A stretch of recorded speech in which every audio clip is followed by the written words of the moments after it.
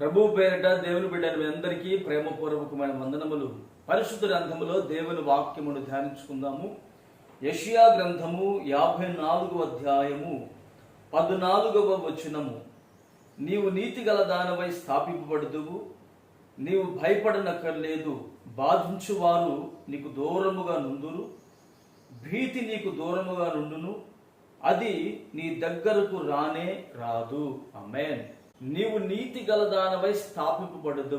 అలంకరింపబడుతున్నటువంటి పెండ్లి కుమార్తె అయినటువంటి సంఘానికి చెప్పబడుతున్నటువంటి శ్రేష్టమైన మాట. నీతి గలదానవై స్థాపింపబడదు అంటే మన జీవితంలో నీతి అనేది చాలా ప్రాముఖ్యమైనది. ఈ నీతి అనేది ప్రభు అయిన యేసు క్రీస్తు వారి వలన మాత్రమే కలుగుతుంది.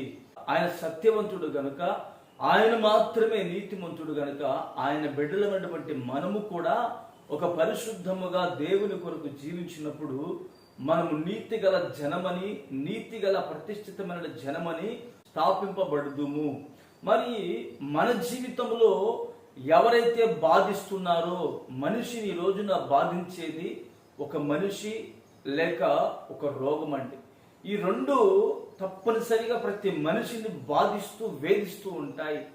మనిషి బాధిస్తూ ఉంటాడు మాటల ద్వారా, క్రియల వలన.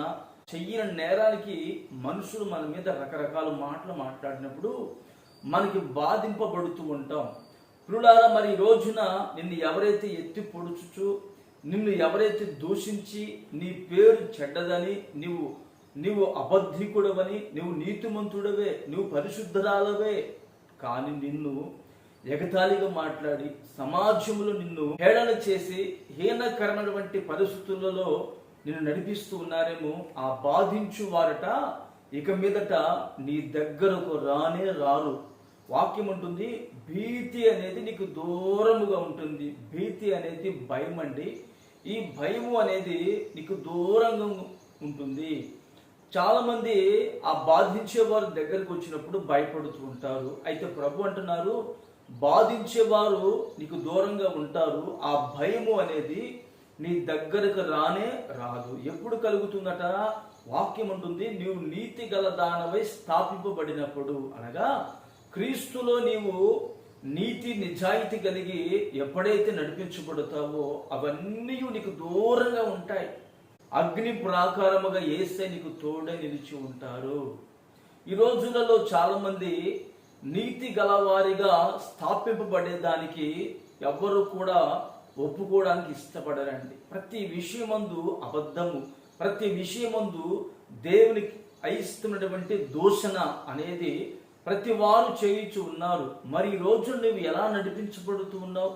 నీ జీవితంలో ఉన్నటువంటి బాధ అయినా, మనుషుల వల్ల కలిగిన రోగము వలన కలిగిన, నీ శరీర సమస్యల వలన కలిగిన, అది నీ దగ్గరకు రాకుండా ఉండాలంటే మొదట నీవు నీతి గల వ్యక్తిగా స్థాపింపబడినప్పుడు నా ప్రభువైన యేసు క్రీస్తు వారు నిన్ను నిశ్చయముగా నీ జీవితంలో బాధించువారు నీ దగ్గరికి రారు.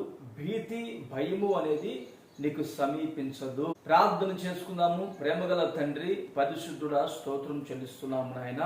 మేము నీతి గలవారమై స్థాపించబడి ఉన్నప్పుడు బాధించువారు అయినను భీతి అనేది మా దగ్గరకు రాదని, నిశ్చయముగా వాటిని మీరు కనుమరుగు చేస్తానని మీరు మాకు తెలియపరిచి ఉన్నారు.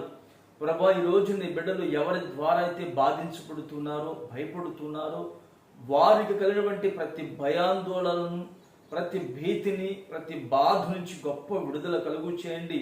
ఈ మాటలు నేటి దినమున మీరు మా జీవితంలో స్థిరపరిచి మహిమ పొందుకోమని యేసు నామమున ప్రార్థిస్తున్నాను తండ్రి.